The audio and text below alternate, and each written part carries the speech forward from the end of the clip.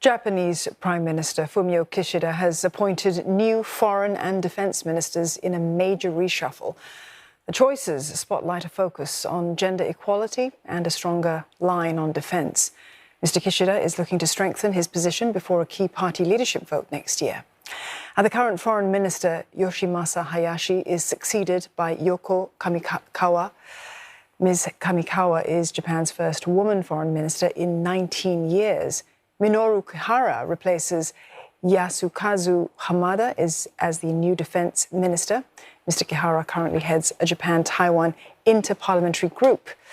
Most other key cabinet ministers have retained their posts, signalling no drastic overhaul of economic policies. Mr. Kishida said that dealing with rising living costs would be among his administration's top priorities. He pledged to unveil a package of steps to cope with rising fuel prices by this month. Mr. Kishida's popularity and standing within the ruling party has taken a bit of a dive since he took office in 2021.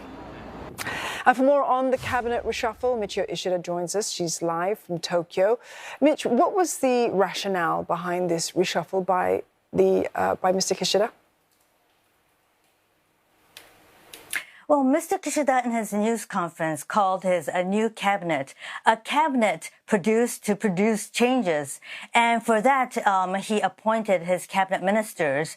Now, he says that there are three pillars set. One is on the economy, one on society, another on foreign affairs and security.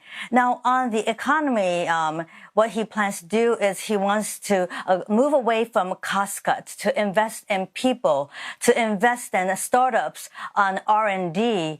And he said that he was ashamed of the way Japan handled digitalization during the COVID-19 pandemic. He wants to fix that, and he wants to produce a headquarter to deal with digitalization and reforming digitalization. And for that, he says that Taro Kono is appropriate.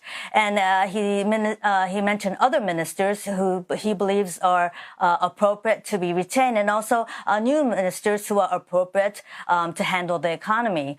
And another one is on society. He wants Japan's falling birth rate to be reversed, and he wants to achieve that by appointing a young minister. She's in her 40s, Ms. Ayuko Kato, who is the daughter of a former heavyweight parliamentarian. So he chose all these people to be able to prop up the Japanese economy and also society. Another point is diplomatic affairs. The new face will be Foreign Minister Ms. Kamikawa, and she has a network of contacts, and these are the people Mr. Kishida said that she wants him to rely on. And so and he hopes that together they will be able to handle the ASEAN-Japan summit, which is expected in December this year. Mitch, you've spoken to us about the appointment of those two women. They're very highly accomplished women. Tell us more about the significance of actually having more women in the new cabinet. Is there a sense that this may perhaps boost Mr. Kishida's popularity?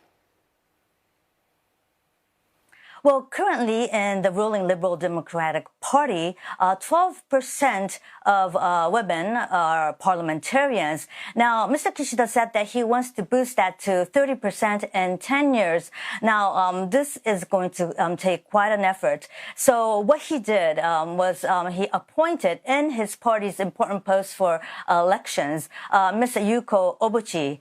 And Ms. Obuchi is actually the daughter of former Prime Minister Keizo Obuchi. Again, second generation, third generation politician here. But, you know, there is an issue with her. She had to step down some years ago as Minister of Economy, Trade and Industry due to a political funds scandal. And it's really to be seen how the public will react to her as the face of elections for the ruling LDP. So we will have to wait and see how public opinion polls will turn out when they are released later this week. And if those polls show that Mr. Kishida's approval rating is higher than before, then he might call for snap election as early as in October this year. An outcome, no doubt, that Mr. Kishida would want very much. Thank you, Mitch, for that. Michio Ishida, live for us in Tokyo.